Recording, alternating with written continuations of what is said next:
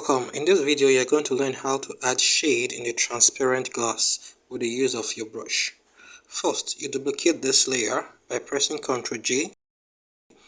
Then you get your brush and select the foreground color. Then brush like this.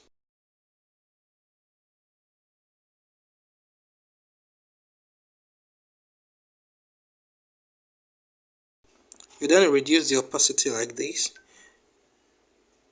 And this is what you get. Before and after. Before and after. You have just learned how to create a shade on your transparent glass using your brush. Keep practicing and keep creating. If you have any question or comment, please write in the comment section, and please like, share. Thanks for watching, and look out for more educational videos on Photoshop. Thank you.